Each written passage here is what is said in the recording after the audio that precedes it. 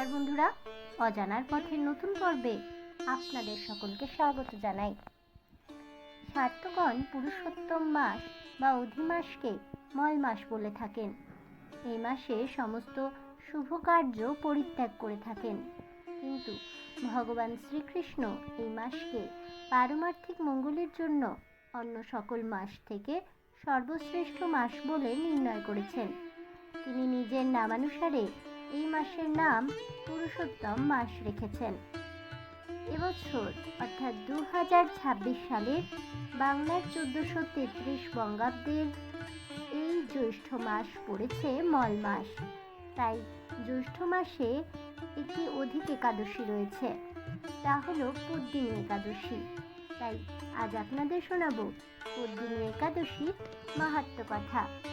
বন্ধুরা, পদ্মিনী একাদশী ব্রত মাহাত্ম্য শ্রবণ করতে হলে অবশ্যই ভিডিওটি স্কিপ না করে শেষ পর্যন্ত দেখতে থাকুন।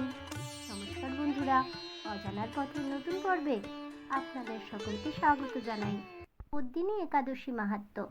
যুধিষ্ঠির বললেন, হে জনার্দন, আমি বহু ধর্ম ও ব্রতের কথা শুনেছি।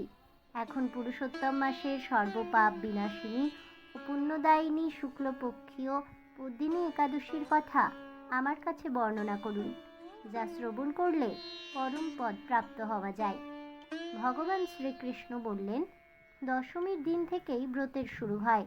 কাঁসার পাত্রে ভোজন, মসুর, ছোলা, শাক এবং অপরের অন্ন ও আমিষ দশমীর দিন বর্জন করতে হয়। পরের দিন প্রাতঃকৃত্যের পর সুগন্ধি ধূপ, দীপ, চন্দনাদি দিয়ে ভগবানের পূজা করতে হয়। রাত্রিতে জাগ্রত থেকে ভগবানের নাম ও গুণ কীর্তন করতে হয়। এরপর এই ব্রতের একটি ইতিহাস বর্ণনা করলেন। একসময় রাজা কার্তবীর্য লঙ্কাপতি রাবণকে পরাজিত করে তার কারাগারে বন্দী করে রাখেন। পুলস্ত্য মুনি রাজার কাছে রাবণের মুক্তি কামনা করেন। মুনির আজ্ঞায় রাজা রাবণকে মুক্ত করে দেন। এই আশ্চর্যজনক কথা শুনে নারদ পুলস্ত্য মুনিকে জিজ্ঞাসা করেন, হে মুনিবর, ইন্দ্রসহ সকল দেবতা যেখানে রাবণের কাছে পরাজিত হয়েছিল, সেখানে কিভাবে কার্তবীর্য রাবণকে পরাজিত করল? কৃপা করে তা আমাকে বলুন। পুলস্ত্য মুনি তখন রাবণের কাছে কার্তবীর্যের জন্ম রহস্য বর্ণনা করেন। ত্রেতা যুগে হৈহয় বংশে কার্তবীর্য নামে এক রাজা ছিলেন। মাহিষ্মতিপুরে তার রাজধানী ছিল। রাজার 1000 পত্নী ছিল, কিন্তু রাজ্যভার গ্রহণের মতো কোনো পুত্র রাজার ভাগ্যে হয়নি। দেবতাদের আরাধনাতেও সুফল মেলেনি তার।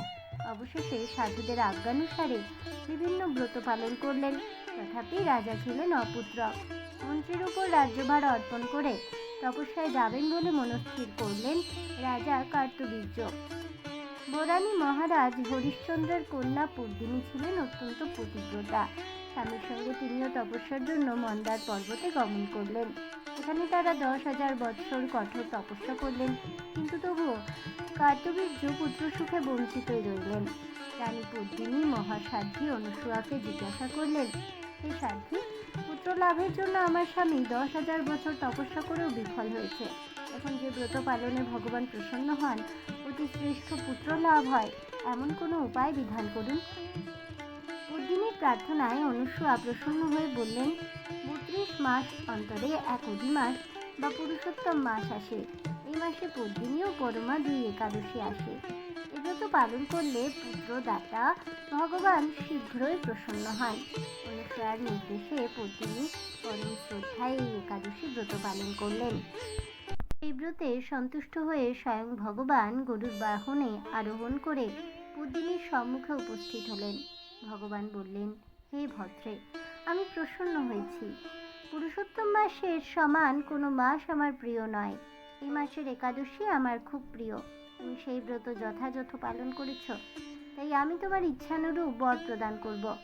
ভগবানের স্তব করে রানী বললেন, হে ভগবান, আমার স্বামীকে আপনি বর প্রদান করুন।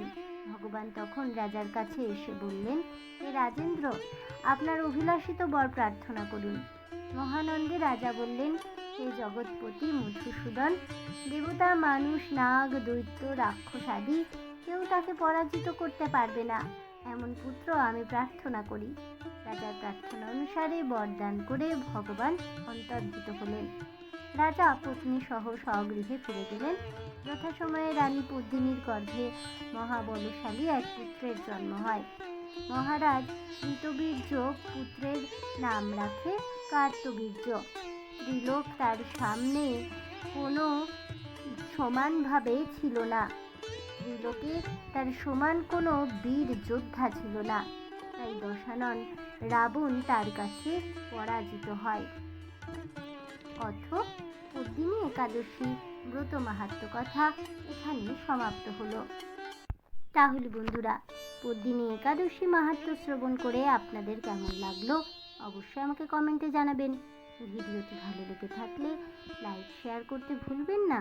আমার চ্যানেলের নতুন বন্ধু হয়ে থাকলে চ্যানেলটিকে সাবস্ক্রাইব করে দেবেন। পাশে থাকা বেল বাটনটি প্রেস করে রাখবেন নতুন ভিডিও নোটিফিকেশন পাওয়ার জন্য। ফিরে আসছি পরবর্তী ভিডিও নিয়ে।